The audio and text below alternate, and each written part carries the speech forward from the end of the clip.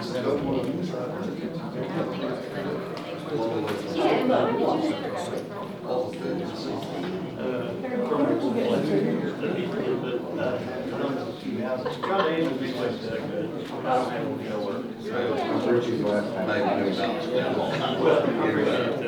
have a good conversation today.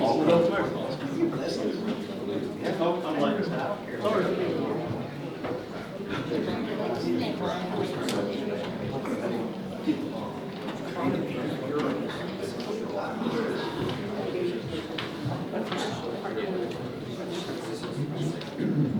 Zach, I'm ready when you're ready. Yes, sir.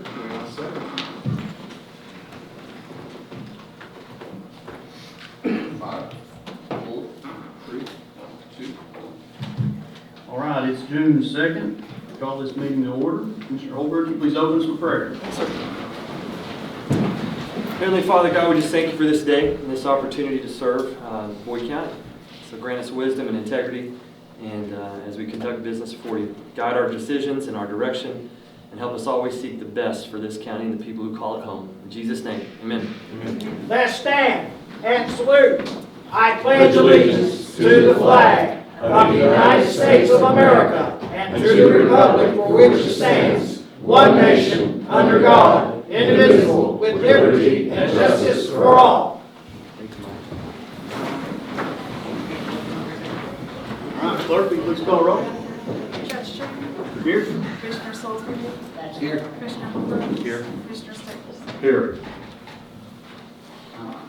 Move to approval of minutes for the May meeting. Can I get a motion and a second? So moved. Second. Any discussion? Clerk, will you please call roll? Commissioner Staples. Yes. Commissioner Holbrook. Yes. Commissioner Salisbury. Yes. Judge Chairman. Yes. Next, we'll move to the finance section. Approval of submitted bills and transfers. Can I get a motion and a second? So moved. Second. Any discussion? Clerk, will you please call roll? Commissioner Staples. Yes. Commissioner Holbrook. Yes. Commissioner Salisbury. Yes. Judge Cheney. Yes.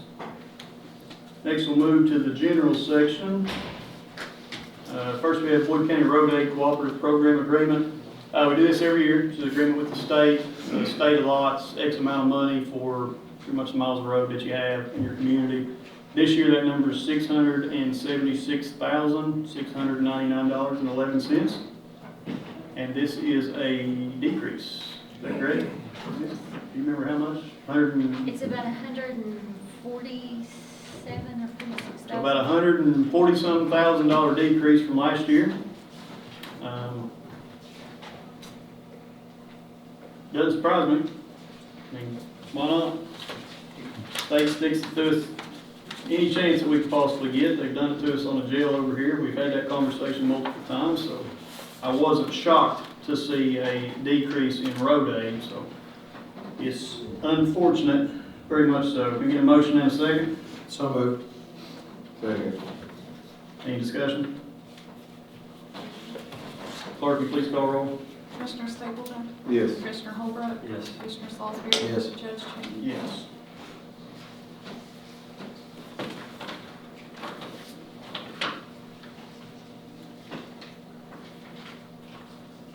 Next on the agenda is Westwood Fire Department CDBG settlement agreement.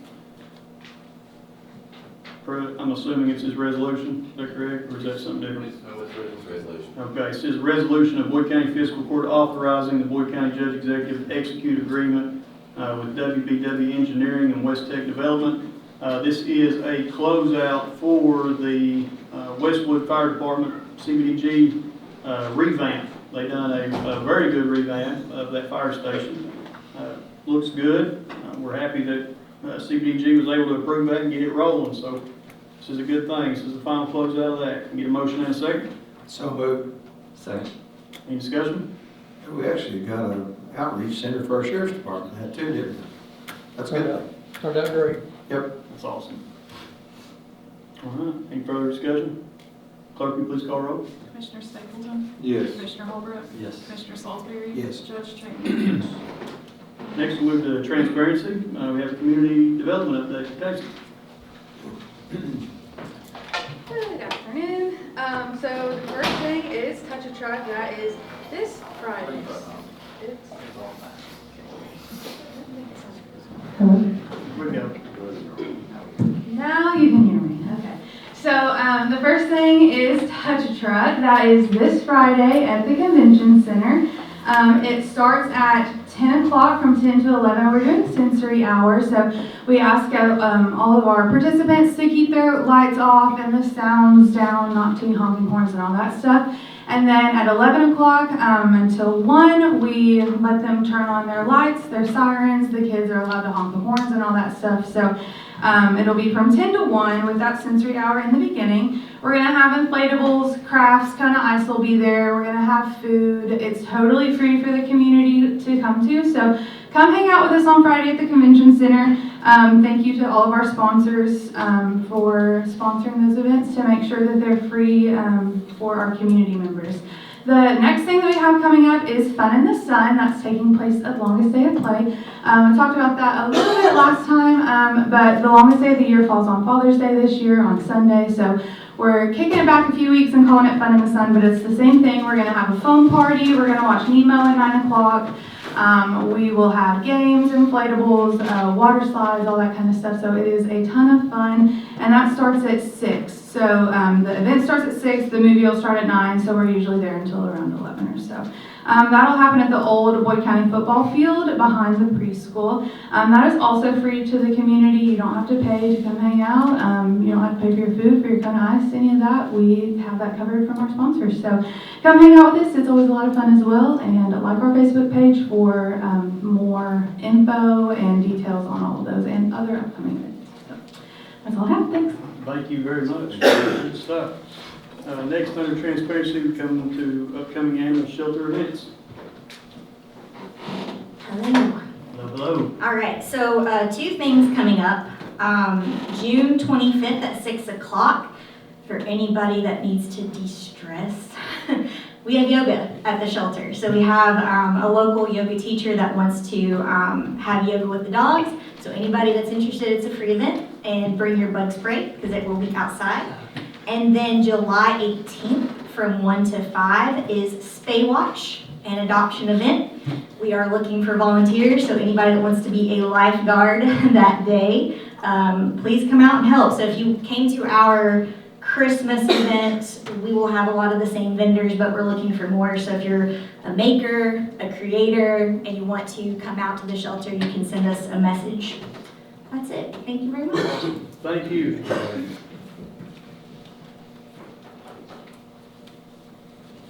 All right, next we'll move to community comment. I assume we have pretty good amount of community comment today. It's the same as kind of how it was last night. We've got a timer up here, and once we start talking, we'll do that. And, it's a good thing. It's very important. So community comment. We don't have a list of people that like that, so just come up as you please. Good afternoon, everybody. It's been a while since I've been up here. First and foremost, I want to say thank you guys for hosting the meeting last night for the data center. I'm up here right now to talk about not necessarily what's going on in East Park, but what's going on in the future of our county and the possibility that these type of centers are not going to be, we're basically opening the floodgates for these type of centers to come in for farmland, private property. And one thing I noticed last night and heard a lot of is we don't have any zoning, we don't have any planning for these type of industries or these type of organizations. So I think it's important that we look at the future of zoning and planning. Once again, my name is Sean Borst. I live on Cheshire Lane. So I have worked diligently with the Kentucky Resource Council in the past, and that is an organization who was developed in the late 80s, who has helped establish a lot of local, county, regulatory policies to help citizens navigate throughout the state. So we used them in early 2015 to basically help control the landfill. So through the KRC and through our organization, we were able to file suit against the county, the state, and the landfill to stop waste by rail. And I don't know how many people were here during that. I see a lot of new faces, but one thing I learned during that time period is that the county has a lot more powers at hand, And it's very important that the county understands that they can use those powers to protect the community. We can't just turn our head and say, we don't have any regulations, we don't have any ordinances. One thing that we have to be sure of moving on in the future is that we do put protections in place. There's a good example going on in Maysville right now, where you've got a local farm, a local family who's got $23 million offered to purchase their land. And by the grace of God, they are saying, no, we're not going to give up our land for this data center. Now, personally, I would have a hard time with that, but I give them credit. What's preventing that from coming into our area and setting up shop next to your family, next to your business? We don't have anything. And to everybody's amazement, we do have the ability to put ordinances and regulatory plans in place for future data centers. I sent an email, because this is all new, I haven't had a lot of time to research. I sent an email to everybody on the Fiscal Court outlining an ordinance that the Kentucky Resource Council and their lead counsel, Tom Fitzgerald, has outlined and developed for states and counties to utilize. This ordinance is geared and aimed directly towards counties that do not have zoning and planning. This ordinance is designed to not necessarily prevent a business from locating, but it's designed to allow the county to regulate how the business interacts and conducts its operation within the community. So it protects the community, it protects wildlife, citizens, it protects soil, air, noise. It's a 20-page ordinance. It's a model ordinance right now. It's something that's being developed and something that each county can take and look at and adopt for themselves to better and maybe make it better or make changes as needed. So you guys have that. I know it was sent to the county attorney. I just spoke with him. So I recommend let's look at this ordinance. Let's move forward as quickly as possible. The city of Ashland has already put a moratorium on any data center future proposal. I've sent this ordinance to the city also, just in case they needed it. The city obviously has good zoning and planning right now. So this ordinance right now will give the county the protections it needs for future industry and data centers. So we can't look at this in the future and go, we didn't have the tool necessary to protect our community. I'm giving you guys the tool. The KRC is giving you the tool. I've attached key members of the KRC to the judge contacts. I'm a viable, useful asset to that. I've worked with them for 10 years on that. I'm still involved with the landfill today.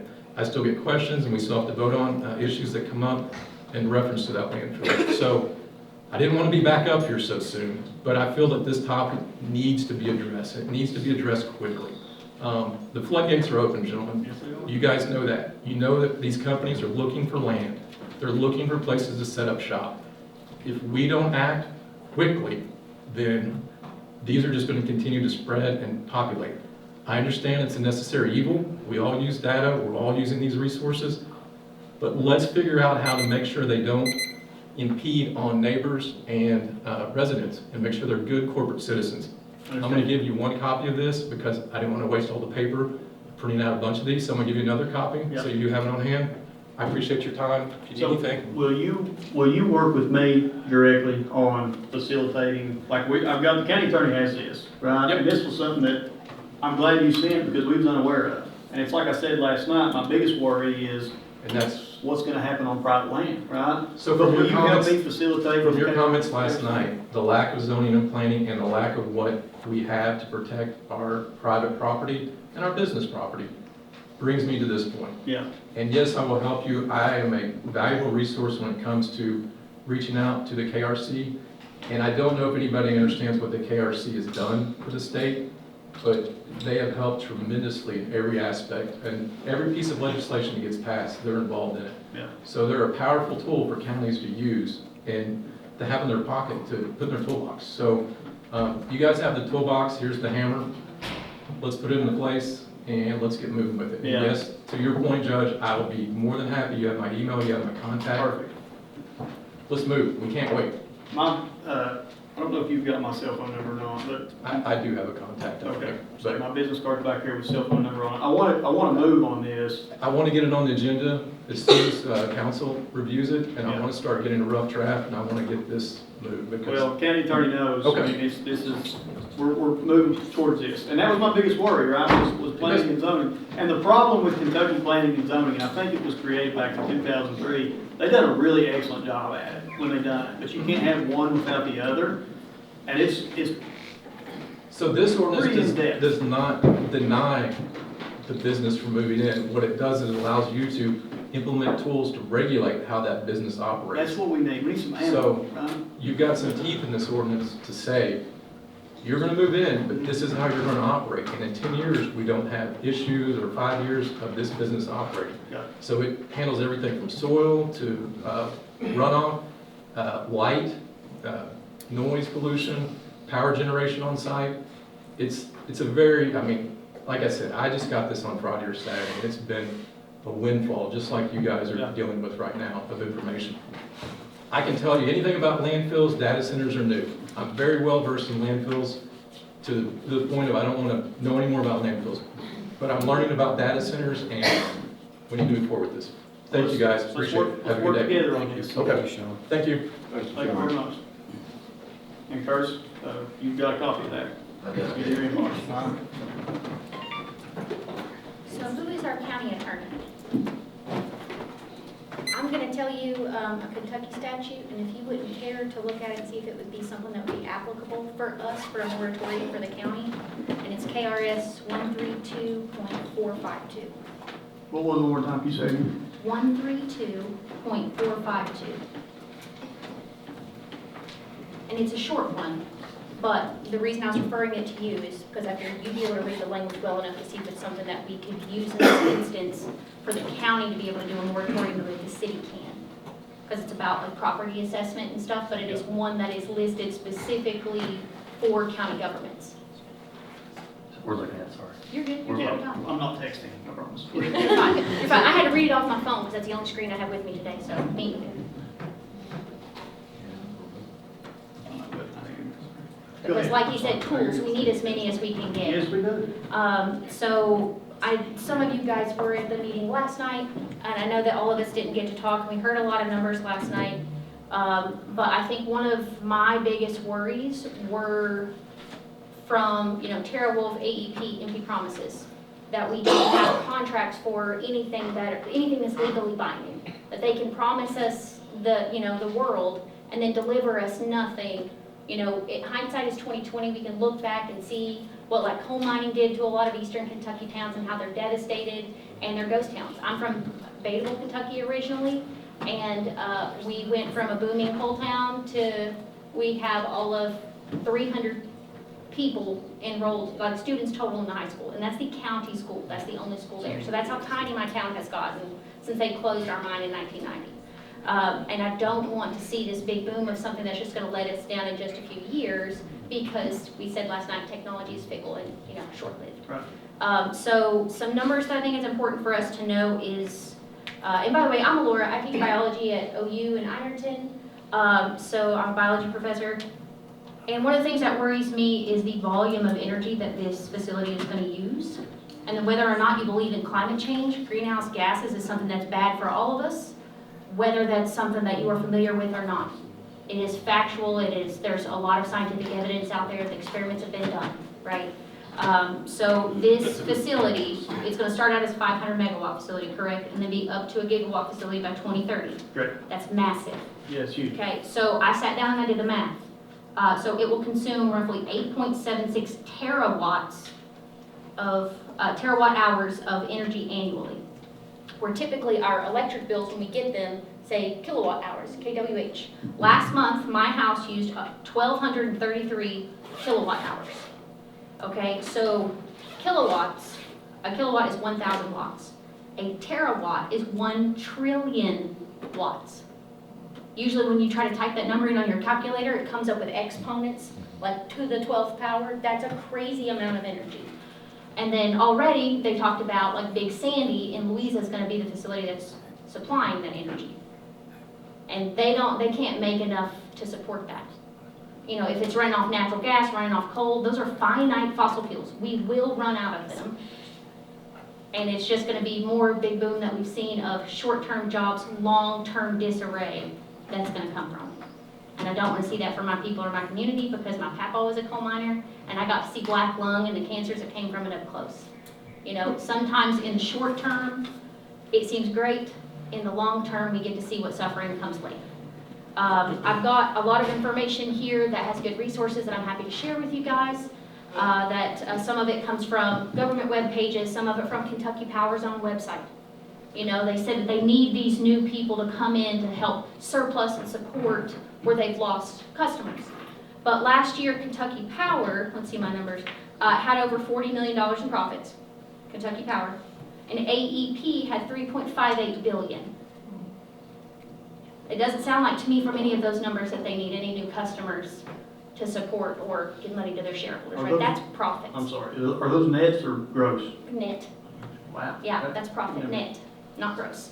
And that is from Kentucky Power's website, their posts that they put out for their shareholders annually. And you can see it by quarter how much they made.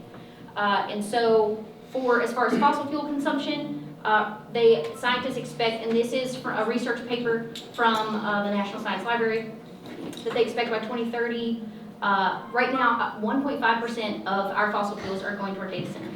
They expect it to be 10% by 2030. That's when we expect this to be a gigawatt facility, massive. So putting an even greater strain on how much natural gas and coal that we have. But I'm gonna sit down so that I don't take anybody else's time, but I will send this to you all with my additional notes because I made 8,000 chicken scratches last night. Because one of the most worrisome things is as we are all worried about, you know, what's gonna happen to our water, our power bill, our air, noise pollution, things like that, we are also seeing at the state and federal level protections be repealed that would have protected us from that. Like even at the state level right now, Senate Bill 89, I don't know if you all are familiar, it went through like in the last 6 months. They repealed Senate Bill 89 repealed some of the Clean Water Acts for Kentucky that made it more likely that companies could put, you know, toxins, runoff, pesticides, whatever, that could affect groundwater. And I don't know if you're like me, my Nana has well water and tax water. So it's things that we're worried about. Our governments at different levels are also removing things that would have protected us from the consequences of it. So we're nervous. And, you know, we need all of your all's help that we can get. So, thank you. Thank you very much. And again, grab my business cards on the way out. I've got them sitting back there by the door. They got my cell phone number on them. Let's have these conversations and continue. You know, we've got 5 minutes just so everybody can have time to talk. But that doesn't mean I don't want to continue the conversation. All right. Hi, my name's Ellen Spieless, and we've had a lot of conversation about the data center. As I'm drilling through this last minute, we all got late notice, so we're all doing our best to figure out what all this means. I think it's super important that we call this what it is. It is a hyper data center. That is a designation that is super important because when the data centers go in classifications, an AI data center produces so much noise, so much this, that, and the other thing, takes up so much electricity, but this is a hyper data center, and she just went through all the stats, which I have no ability to go through. There's a couple concerns I've had because I have a 100-acre piece of property I manage for wildlife. There's a thing called tonal noise, which I haven't heard a lot of people discuss. Something I found out this morning, I was worried about EMF. There's more than that to worry about. There's also ELF, which it's a low frequency noise. These are 24/7 noises that disrupt your circadian rhythms, your sleep. Like her, I have chicken scratch everywhere. They require all-night lighting that disrupts your circadian rhythms of the body, including melatonin production, hormones that regulate sleep, sleep-wake cycles, light pollution is also disturbing to migration patterns and habitat development among birds, butterflies, bees, bats, cats, turtles, and everything you can imagine. And I actually am a volunteer instructor for Fish and Wildlife, but I am not a biologist, so I cannot answer any of those questions. Fish and Wildlife should be brought in.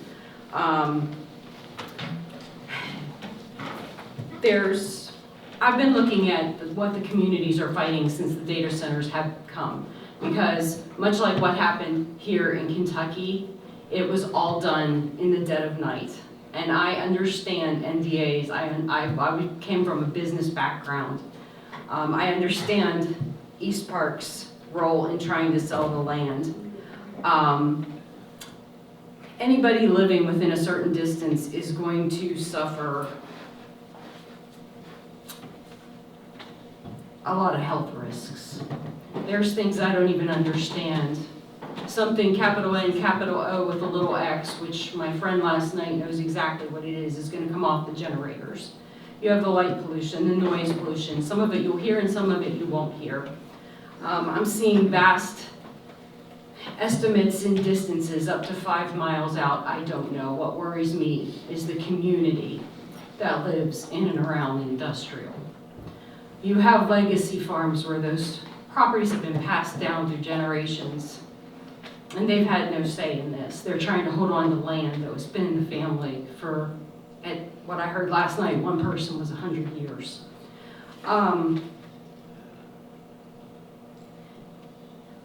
These 300 jobs, I don't know what they're going to amount to. I don't know if it's going to be 300 jobs. They might promise this, that, or the other thing.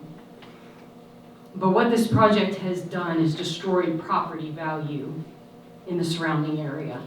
No one's going to be able to sell a house. Their houses are worthless as of, what, 5 days ago? No one's going to want to buy their property. They're stuck there.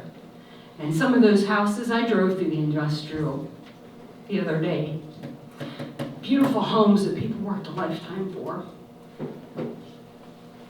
Farms that families have given everything for to hang on to. And it's all worthless ground right now. I see it in other states. Those communities have been destroyed. Their health has been destroyed. They're estimating somewhere 20 million, 20 billion. At that point, it all becomes numbers. Just in U.S. data centers in 2030 could cause approximately 600,000 asthma symptom cases, 1,300 premature deaths, exceeding 1/3 of asthma deaths in the U.S. each year, resulting in public health burden of more than $20 billion.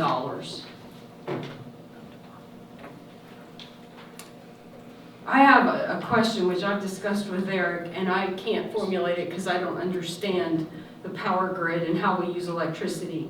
But there was a lady last night that talked about SMRs. Okay, those are small modular reactors. They're critical, clean, baseload power source. I don't agree or disagree with them because I literally found out the term last night. But by 2030, those are going to be the new standard for these hybrid data centers, if not all data centers. Now my question is, when and if Tara Wolf goes to these SMRs, all this infrastructure that we build, that we are paying for as consumers to build for them to get here and start building, what is going to become of all that? Because all of these, and I don't even know the right terms, these big caged in areas where you have power lines emit EMF within a certain area, and it's 300 yards or something, I don't know. Somebody else has to answer that. We don't even know what that means. We don't even know what the future looks like for these. And we're building now for something that's going to maybe or maybe not sink our battleship. And then they're going to change it and they're going to bring in something else. Where's all that money go? What did we destroy? So on the SMRs, and we had this conversation before the meeting started. Personally, I think that's the way of the future, and I think that's what we're going to have. I think they're smart, they're very tactful. It's nuclear. It's the energy that it is, which is extremely clean. Of course, we've all heard Chernobyl, and we've all heard 3 Mile Island, and we know that those things exist, right? But, they've been putting these small reactors on carriers for 40, 50 years, right? So, they've got a way to stabilize them that's on a moving ship. They can find a way to do it on land. And there's plenty of these companies that are investing in these. I do believe it's the way of the future. I do have the same question that you do, because I don't know what happens when large users will switch to SMRs, which essentially is smart for them, for the company, right? I don't know what happens to the grid, so that's a good question. I don't know the answer to that, because I would assume that it would produce an excess of power that would probably sell back to the grid, but I don't know that answer either. I wish SMRs had been developed earlier, and I wish there was a bigger push on. So those are questions that we have to get answered. And I'm sure that AEB I'm sure that they know that that's coming at some point. Now, I'm not saying that this site would ever be switched to an SMR. I don't know that answer. I mean, 10, 15, 20 years down the road, I don't know. But that would be a question that I would like to ask AEB too. What would be the plan if that was to happen? Because there are industrial sites currently that have on-site power generation that they sell back to the grid itself, and I don't know how that deal works, you know. So I'd be curious on that.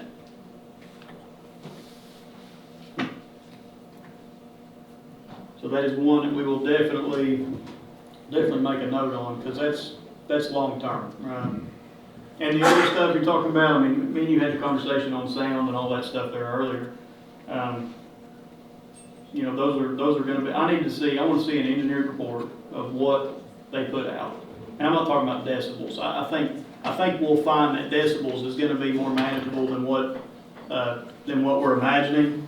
You know, and I plan on visiting a couple data centers in the near future.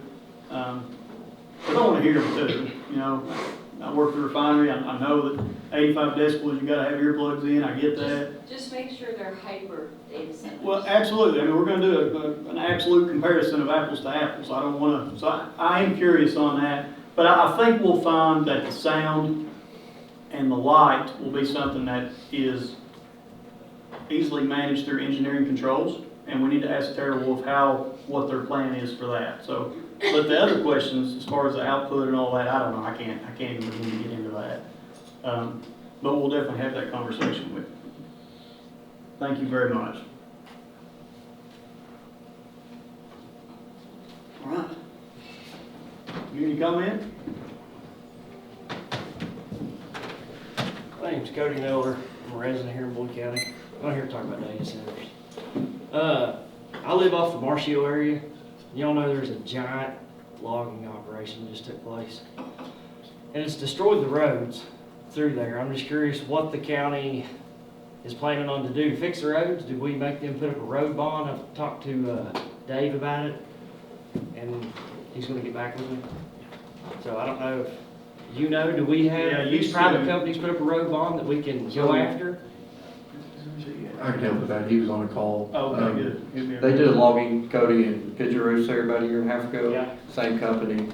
They went back and fixed the road. So we Bobby filmed has the all road. the, yeah. We filmed the road before. Yeah. The logging operation starts, and then we, of course, take pictures afterward, and film it again, and then compare. And is it the same company? Same company. Okay. They went back and repaired it. So they'll go back and repair it. Yeah, we make sure that's taken care of, because they're destroying it. I mean, and you don't really want that to fall back on a taxpayer, right? Because it's a public road at the same time, so I understand why they have to do it, but yes, they'll fix the road. They've done it before, and they'll do it again. Oh, thank you.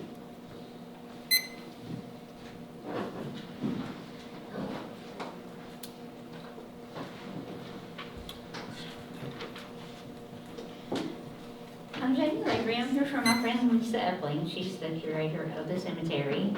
And at one of the last meetings, they were talking about the grass mowing.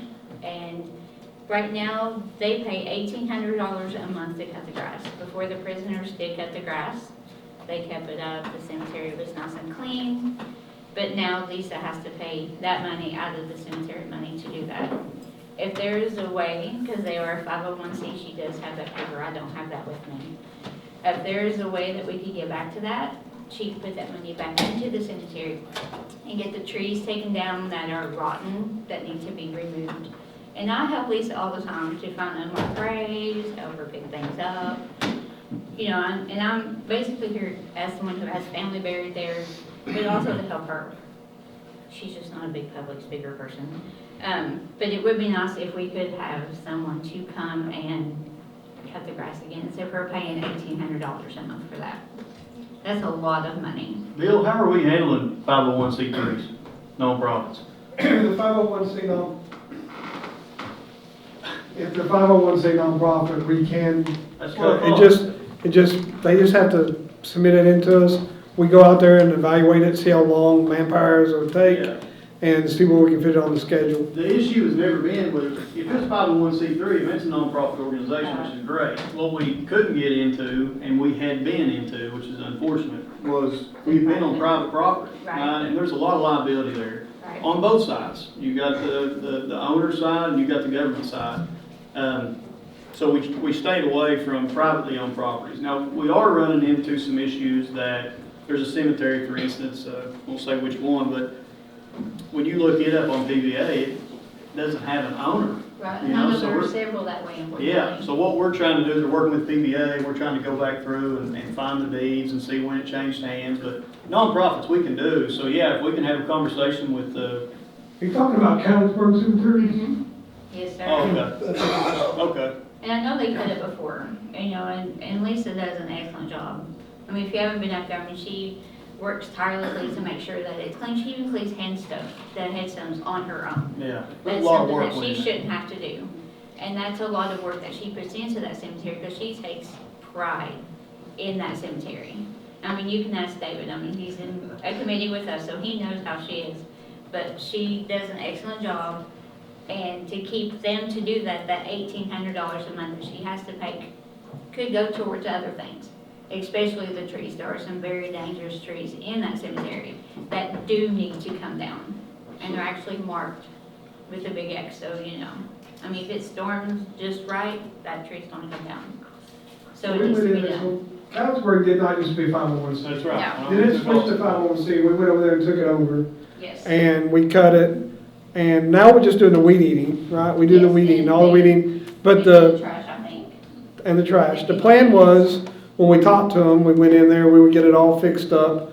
We did it for a few years, and then we gradually let them build up money. We gradually peel back to the weed eating, so we could help more with the parks and stuff. So that's what's happened, you know, and then it was just this year, we flipped to the weed eating and we empty all the garbage. So I guess what you're saying is, that's not working for y'all, now y'all Well, haven't. it is working, yes, but it's just that money that she could use for other things. I mean, the trees are, like I said, very dangerous. If you go out there, you'll see them, they're all marked with a big blue X. So, you know, if you would be, like, say Saturday, for example, when it stormed, if you happen to be in there, a nice, good puff of wind, that tree could have blown right over on your car. So Could have hit a person.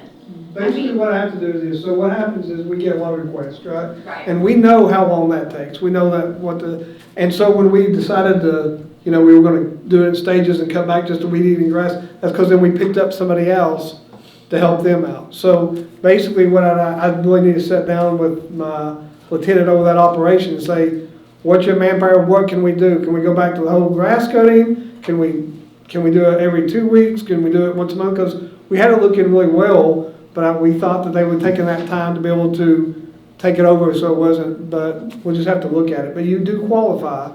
Right, and, you know, and I. But we were doing the tapering system on that one, and so you might need some more time, but I'm gonna have to look and see the resources, and do we have to knock somebody else off to do it, or can we fit it in? Right, and hopefully you can. I mean, you know, if just once a month would be great, because it looks so much better now that someone who cares and has a passion for that cemetery than how it was before. You know, I mean, she's there every day, 3 times a day, 4 times a day, to always check it out. But I do have one more thing real quick. My roads are a mess, and I did talk to David about that too. Anywhere from Midland Trail behind the library, all the way up Carlisle, and both sides of McQuillan. The holes are huge. One of them can swallow a car right next to Snyder's. You get that, Gary? I think they patched it. The patch is gone. Yeah, But we it- patched it it could about, I don't know, oh yeah, I don't know, a month Yeah, or because two I asked ago. David months ago about Maybe it. had, actually had James Blacktop Industries over looking at that intersection. Well, that's the second conversation we've had. Yeah. And when that patch left, I think that's the reason why we went back over and had James go with him, so. We've been working on it, it's just a matter of getting time. I just want to bring it up again. I knew you didn't forget me. Since I see you once a month. But, you know, I just wanted to bring that up. But thank you very much for your time. Yep, thank you. This application that we put up there for the story and on cemeteries in Boyd County, she's. Fantastic. I want to make sure, like, clarify the tree. I know you mentioned the tree removal. I'm not sure what size tree you're referring to. They're very large. We won't. I don't, as much as I love the idea that we have those crews that can volunteer, I don't think we can put the liability on those No. people to remove trees, so I don't want to set that expectation. I think she's saying she wants to save, she's Oh, looking okay. to save the 1,800 to be able to put towards the Okay, tree. my- Yeah. That's kind of what I'm thinking. I'm just thinking of other people's safety, like the one that would happen to come in and say it was just up a storm like Saturday. I mean, you couldn't see the driving there, but there were people in there being flowers on their lovely trail. But that wind and the rain was awful, and just the right straight wind, and that tree's gonna fall down on someone. So you're saying the money saved can go to the tree removal? Yes, I think the Super. city has helped their son, but not for as many trees as we had this year. Thank you. Okay. All right. Community comment, do we have anybody else?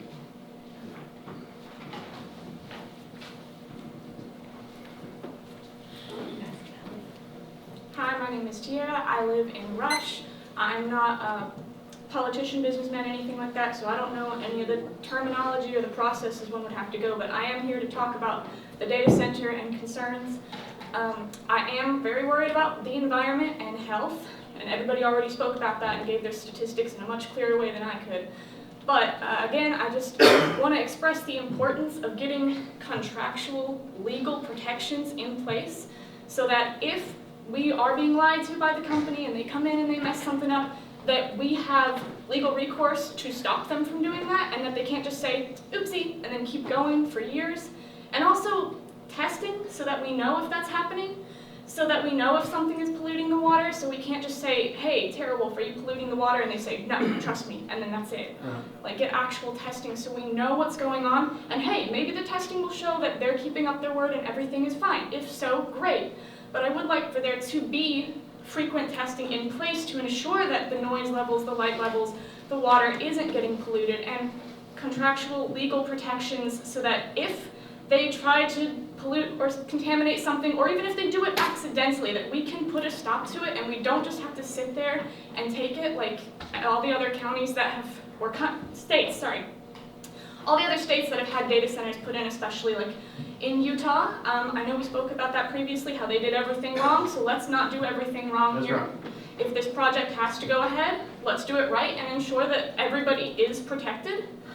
Because I didn't get to speak at the last meeting, I had to work, but I have lived on my family's land for generations. It's a 106-year-old hunting cabin that we've refurbished, and I live on well water, and I'm very, very afraid of having to move out of that place and leave because the water is contaminated or because it becomes too polluted, especially because, as people have already pointed out, once the data center starts to produce, my property value gets lower and lower and lower, and if I have to move away, I won't really have any money with which to do so because I probably won't be able to sell my house for a penny. That's all I have to say. I yield the rest of my time. Thank you. Thank you. I think did we talk the other night? Did I? We did. We did, okay. Okay, I thought so.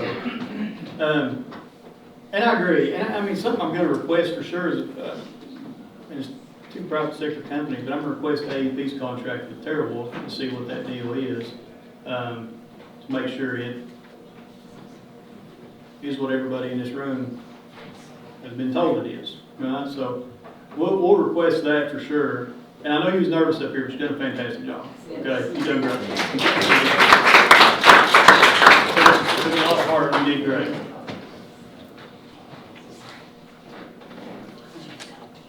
Hi, I'm Brenda Martin. I'm from Greenup County, Russell, and I don't want to take any space from people from Boyd if there's someone else that wanted to come up.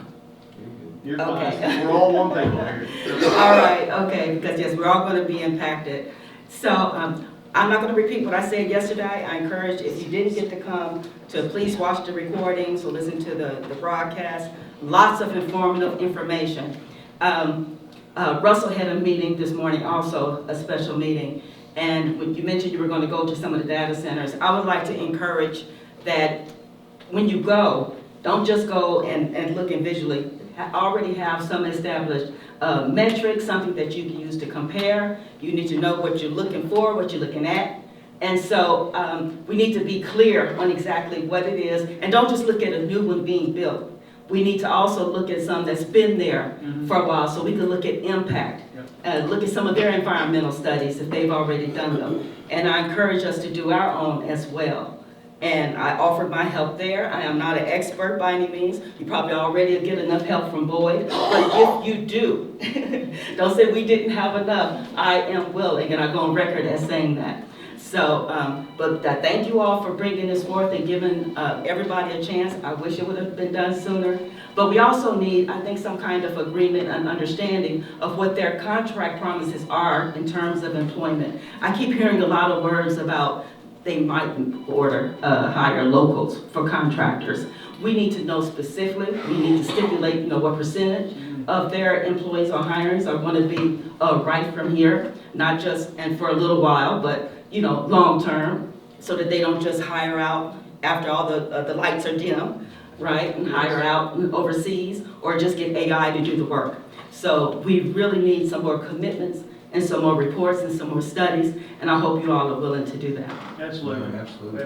Absolutely.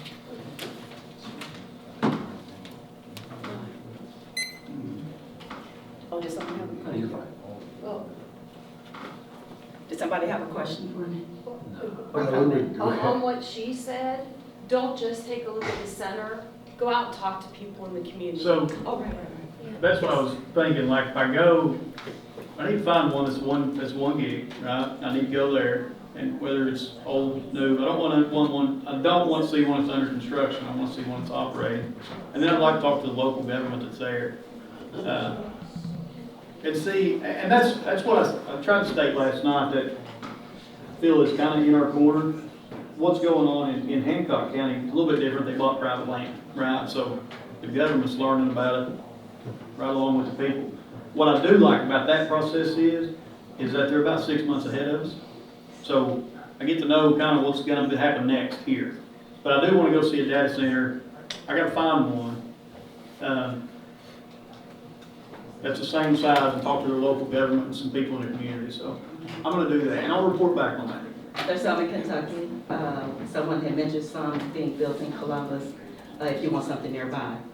But yeah, but there's a lot out there. And we do know that there are some lawsuits that already are in place.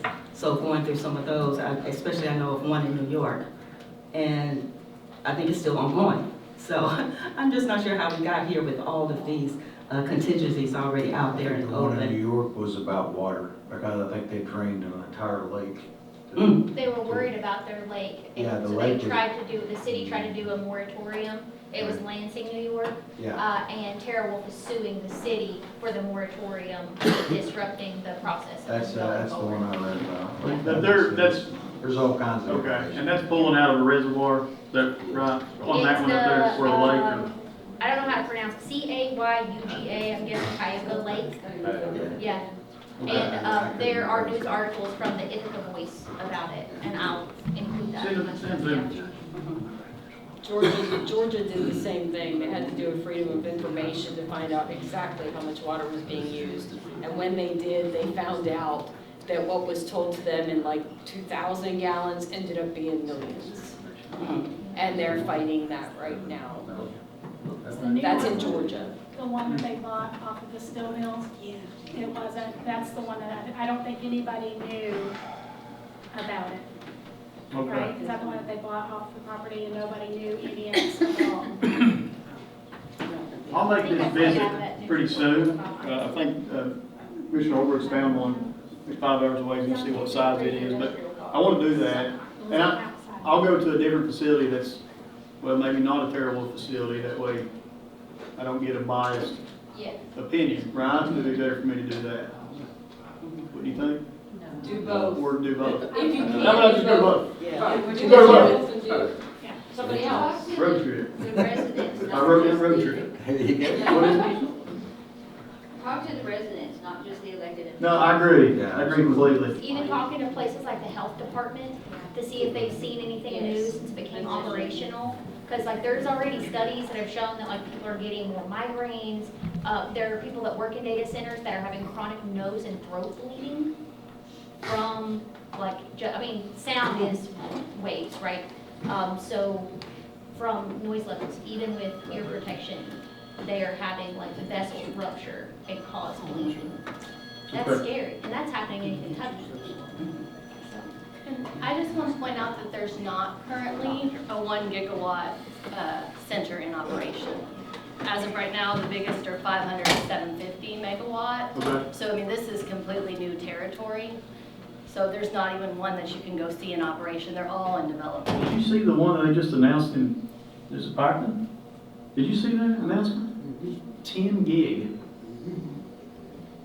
Why are they making them so big? 10 gig, I have no idea on Digital that. ID, mass surveillance, and what are we getting ourselves Right. into here with this AI? That's my question. No, Bitcoin that's was fair. bad enough, AI is worse. Yeah. Like if you're somebody that is an artist or an educator, you've seen the consequences of AI. Mm-hmm. It is not making, it might be artificial intelligence, but there is not a person on this earth that it is making smarter. Right, that's And true. that's coming from a teacher. Yeah. But it is rough to see people not think for themselves. And then for us to lose resources, land, like, because that area we said is already marked industrial, right? That's right. But there are industries, like food production, greenhouses, things that are industry, they produce a product of some kind that we pay money for, that won't potentially devastate our area for generations to come. Right. And hopefully we can slow them down long enough to figure something else out. Well, I think this KRC, this here has me very interested that Sean brought forward, if he's still here. This I want to dive into immediately and see what our capabilities are, what we're able to do here. So I think we've got, and I'll go visit a couple and I'll report back, and I'll do that rather quickly. Has anyone seen or received an update on Ashland's research and report? I know when they put a moratorium on it for 180 days back in February, they said they were going to do a report and release it. Do you know how much they've done on that? Did you try to consult with them to get? I don't know on that, but I can find out. I will.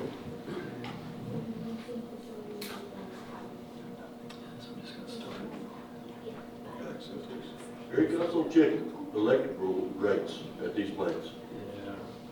The ones I'm seeing, there's one in Texas, residents say their electrical rates have tripled. Yeah, and they have. So, and we talked about this a little bit yesterday, and there are, and that's what you saw in Utah, Virginia, Georgia, you would see rates skyrocket, right?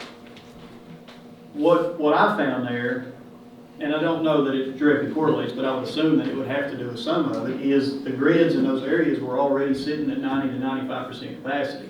So you go adding 25% to that, and if there was no contract wrote that data center had to pay for that upgrade, the electric company reports to the Public Service Commission, they can't tell you no, so they have to provide the power, and of course they're gonna pass that on to the ratepayer. Our rates have gone up to 75% in the last 11 years. And we don't have a data center, they're still going up. Right. You know, so, and I think, you know, it took me a little bit, because at first, and I just had this conversation, I was like, it's a war on coal, it doesn't get cheaper than burning a rock, and we can have that conversation a different day, but I do understand the purpose or the statement from Kentucky Power about how we have, we've lost users, we've lost major users, and that cost has to be divided up. If you've lost 8,000 customers in a 10-year time frame, which is 957 gigawatt hours of sales, somebody has to make up for that, because Kentucky Power still has to supply the same amount of overhead. They still got the same amount of transmission lines. They still got the number of employees. So I think this is definitely, we need to look at it. I know we've got more room on our grid than what they had in these other areas. And I mean, I just need to get that contract between the two You parties. stated earlier that we could sell surplus electric. Is that not available in that scenario? No, what I was referring to is SMRs. If SMRs went in, then SMRs could sell back to the grid if they had excess power. But as the lady mentioned earlier, they're still making millions and taking home millions of profit and paying their CEOs tens of millions. So even though that might be true, it's impacting us when it doesn't have to. That's right. They could just take a little bit less. And why they keep choosing greed makes them rather take more and squeeze out of us when so many people are here struggling. You know, 20% poverty at least that some of our kids are living in. That is just really unmentionable to me. Yeah. And I went to the hearings to keep those Kentucky Power rates down. I even suggested not having any rates and have a decrease. You know, I believe in bold advocacy. So I went there. I also went to Frankfurt and testified at the PSC. Suzanne was also there, Suzanne Griffith. So we've been doing this. You know, we did it the time before. They can't keep looping us into circles, always threatening your livelihood and threatening to throw the price up while they're walking home with millions. You know, how can we ever progress if we have to keep fighting the same battle over and over again and deal with the same threats? So we have to get beyond that. We have to work together as a community, and we have to do something about this corporate greed. Okay, thank you. Thank you very much. The number that I threw out earlier for like the 8.76. Microphone, please. Oh, sorry. Thank you. The number that I threw out earlier for the 8.76 terawatt hours of energy that they expect for a data center of this size to use, I did the math on the lower number. So quoted, like if you go on Kentucky Power's website, they say that they charge about 15 cents per kilowatt hour. Mine, I checked, and I'm at 17 cents per kilowatt hour. And I'm sure if you all pulled up your electric bill, we could do the math and find out that we're getting charged different rates anyway with no explanation. Different amounts of fees, and like I saw on my electric bill that I had something that was called like a fuel cost of some kind. Surcharge. Yeah, sure. Fuel surcharge. Whatever that means to AEP, right? So I did the math at the 15-cent rate. And one of the reasons that I had so many reserves about trusting AEP's word about like who's going to pay for the grid updates and things like that is that for 1 year of just the electric bill, that's not counting money that they're supposed to give to update the power grid, it was $1.3 billion that AEP should expect, or Kentucky Power should expect to make from TeraWolf alone. So when they're pushing this project, I'm like, oh yeah, it'd be great, you won't have to. Either way, they're making it out with $1.3 billion. And I think if somebody is on the inside of something that is a bias, and I can't trust their word, solely on their word, they're gonna be making a literal $1 billion out of it. So I have some things that make me hesitate with taking their words. And we've had a couple of people mention like contracts, and we want something binding that could be enforceable, or at least, you know, something that could be grounds for, like, we need protections. Because if we don't find a way with the KRC or the KRS or whatever statute we can create to make stuff to protect us, and this goes forward against our will, I imagine that the community will be very late 1960s, early 1970s, ugly tree hugger people, you know, doing stand-ins and things like that, if they genuinely don't want it, especially the people in the community that live very close to it, that don't want to see their, you know, like the value of their homes and farms and stuff go down. But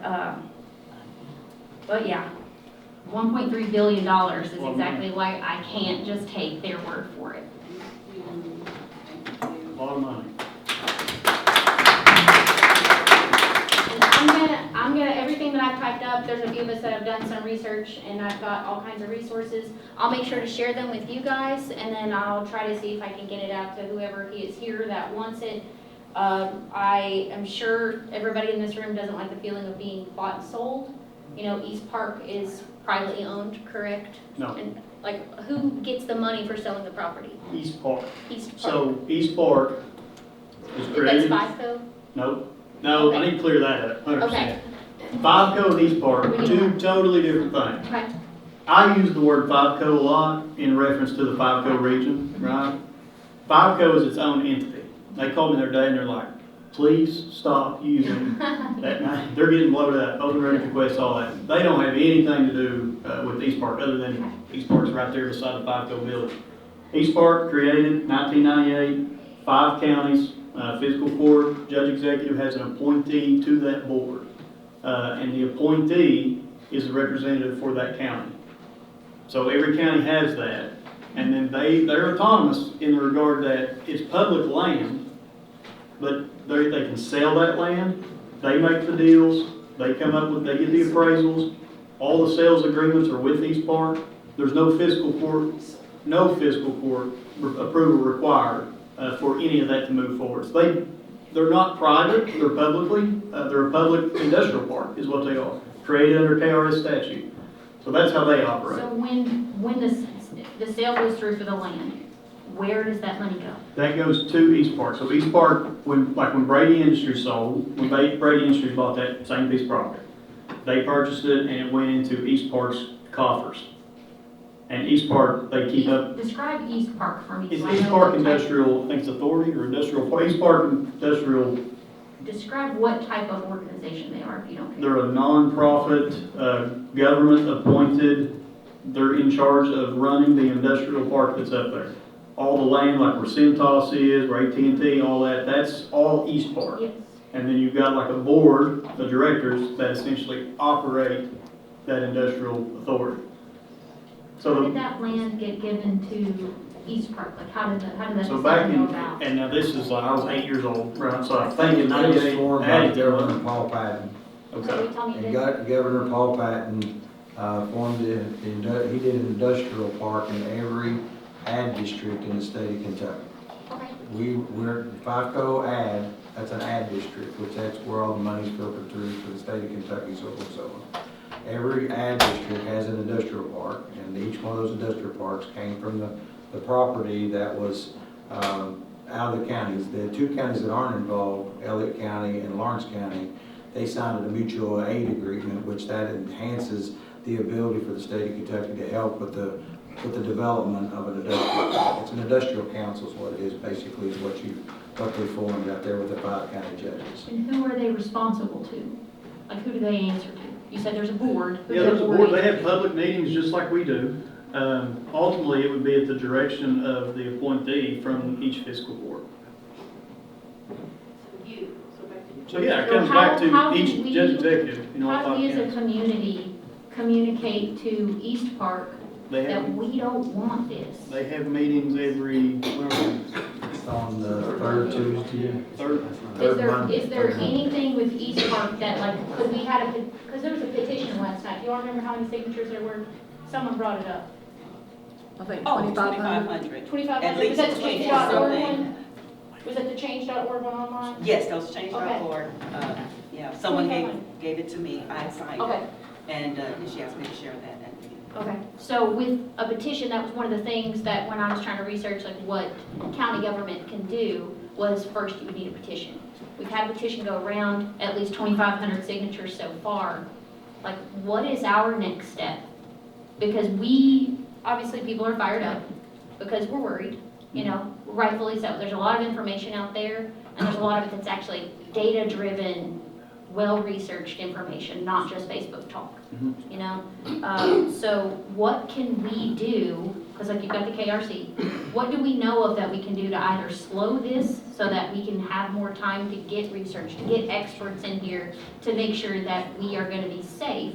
If it can't be stopped, but if it can be stopped, what can we do? I don't know the answer to that. Who's the I next don't- person we ask? So there's documents, I'm sure, between the purchaser of the property and East Park that exist that don't exist at any fiscal court. So sales documents, whatever that may be. That's where I would start. Or you could go state rep routes. I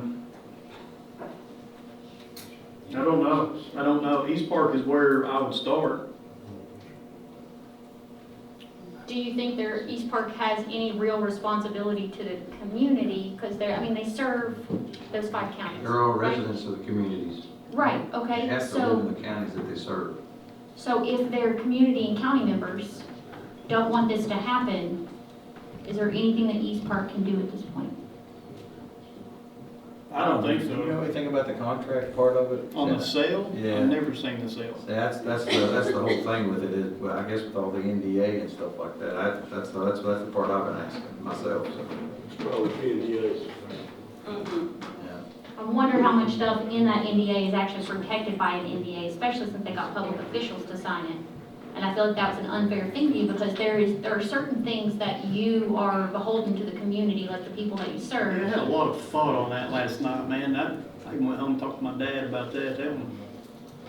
Because that's something that I you told all him should have had afterwards, I time to said- consider and seek legal counsel for, to make sure that someone wasn't Yeah. putting you in a position. No, I get that, and I have done them in the past, and just, thought it was just the business as usual, because like I said, it never crossed my mind, right? And you can take that for whatever it's worth at surface level or believe it, but, yeah, that question that gentleman asked me last night, that one stuck with me. I even told my dad when I got home, I said, I fear that I made a decision that turned me into the people that I despise, which is in government, right? So, that one stuck with me. Yeah, I feel like with TerraWolf and Kentucky Power, they are very flashy with their numbers, how many jobs they can create, whether long-term or short-term, how much money it's gonna save somebody, but the things they aren't mentioning are the things that are gonna have long-term effects for the people that live here. And I feel like that's what last night's meeting kind of felt like we hoped to have 1,000 construction jobs. We had all the guys in the front that felt like they were the riot club that were there to intimidate us for anybody that wasn't. Like, so many people in that room were pro-union or I'm fighting for a union at Ohio University right now. And it didn't feel like there was like, yay, pro-union. It felt like, no, we are this specific type of union, and if you don't agree with us that we should have a data center, like, it's a real weird vibe. I was on the right side of the room. You were sitting there. But, Yeah, I mean, it was definitely interesting. I've never we're been. fiscally focused, and I know we're in fiscal court today, and it's about, money, but. Well, I will say this about last night. Regardless of thoughts, opinions, or anything in this room, whether it's right, wrong, indifferent, agree or disagree, I will say that I think we're all blessed that we live in a country where we can have those conversations, right? And at the end of the day, that's what it comes down to, because there's a lot of places in this world that those meetings last night would have never happened. Yeah. And we are blessed all the way across the board that that's an option, to even be able to have those conversations. I agree with you. I have some research to do. I have a to-do list that I will get done. My conversations will be with East Park next, and I would request, I would open record request those documents that they have regarding that. Yeah, and if you need help doing that, there's a lot of people here that have obviously put in the hours researching. I've got a degree that says I can do so. And if you need people to go and visit facilities and stuff, because I know that there's just a few of you sitting up here, but you've got a community that also wants to support and make sure that we're going to be safe going forward too. So, we're out. Completely agree. Your turn. Thank you. Charlie Shelton with the Canonsburg Citizen. Eric, I just wanted to ask you specifically, y'all were talking about research. When this came across your desk in August of '25, did you put together any consultants or specialists or any type of research team? No. Before making this decision? You just I wanted didn't to... make a decision. but No, I did not put together a team. would you consider that? Consider putting together a team. Or do you just want to rely on your own personal knowledge? No. What are you relying on? to We make this have, decision? so there's due diligence reports that we have that was sent to me, and I said this last night. Sent to you from who? Are they independent or are they from the corporation? They're from the corporation. Okay, wouldn't we want an independent study and an independent set of research? I would direct that to East Park to do that. You're part of East Park. I have an Can't you appointment answer? to East Park. I would rather that money come from East Park's coffers than come from just Boyd County's fiscal court for payment, considering there's 5 counties in that. So I would direct that to East Park to do a, The trips that you're going to make for research, who's going to pay for that? I would make that on behalf of Boyd County Fiscal Court. Okay, thank you. Mhm.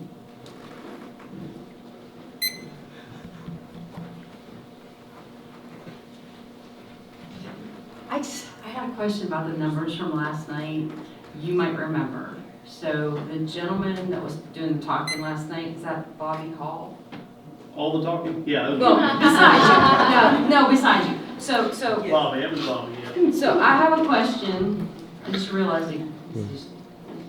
Okay, so last night, if I heard him correctly, he said the sale went for $23,000 plus per acre. Mhm. The people in this community got sold out for $7 million. Now, my question to anybody, the powers that be, is you just destroyed the property value of an untold amount of real estate, personal wealth, and everything. What is it going to do to the real estate values within a certain radius And maybe we can look at other data centers and see what's happened in their communities. I don't know how you do that, talk to a real estate brokers, I don't know. I think we would have to compare, we would have to find. But for $7 million, how much real estate value did this decision destroy? Because that's tax dollars. And if they come in on $7 million, it's not even $7 million. Maybe there's a little bit more tax, if they even pay tax. But if they somehow end up, like most big businesses do, coming into the community, saving tax money, and then you just destroyed, not you personally, but you just destroyed. It's been a rough week. Yes, sorry, it has been a tough week for you. I deserve that. Well, you weren't the only one that was part of this decision. I'm just the only one that put it online. Well, no, you're the only person that apparently has the guts to stand up and address the question. So for that, I applaud you because you've done it with grace. What did we destroy for $7 million, folks? And how do we put a stop to it? Because I can promise you that $7 million won't touch the damage that this part of Kentucky is going to suffer. Appalachia's been abused before.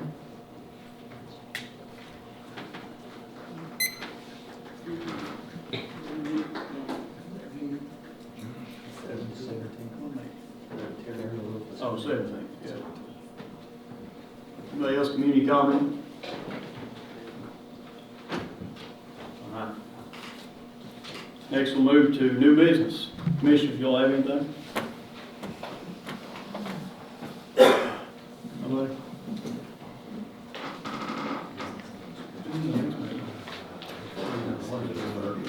We got scheduling there, so 2 meeting time? Budget? Okay. Okay, so next meeting, we're gonna have 2 additional meetings this month, is that correct, Brett? Correct. 2 additional meetings, we'll schedule the first one, gotta get a date on it. Second one's still June 30th. Second one is June 30th. Okay, we'll get that scheduled. First one's on, that's for budget. Budget, It's all yeah. budget meetings. Got to do budget this month, gotta get it ready. Be a big surprise on the budget. Yeah, Aaron, you're gonna like that. Hey, Judge, could I give a quick update about our dump day from this weekend? That would be fantastic. So, we had like the biggest dump day we've ever had. We had 500 cars come this past weekend. So thank you for everybody for coming to the free dump day. That's huge for us. We're getting the numbers back on our tonnage. I'm sure it's gonna be the biggest we've had. With the county dumpster program that we've talked about a lot, June 15th is gonna be the opening day for it, finally. So, June 15th at 8 a.m., we're gonna run it all day. We'll have some more information out very soon on that, and we'll be able to get the schedule. We're very happy that we didn't start it before the free dump day, because we would have been done in about 15 minutes. Yeah. So, but I just wanted to give a quick update on that. We will have a video or a flyer out probably within the next week of all the details. It's the same situation as the free dump day, Boyd County residents. We have a little shack, I guess, up on the top at the entrance. You can take license and you'll be greeted there, then you'll be able to unload your stuff, and we'll have some people there to help unload it. But I wanted to make sure we got that out today, because I know we've been working on that for a while. Yeah, and have patience with us on that dumpster program. It's probably gonna be, might be a mess there at first till we figure out kind of logistics on how it's gonna work. There'll be some growing pains, but we'll be there. So just like you said, be patient with us. But we're excited to get that started June 15th at 8 o'clock in the morning. All right. Thank you all very much for coming. Very important that we do this, get involved in our local community and ask questions. So I appreciate that very much. Get a motion to adjourn. So moved. All right. All in favor?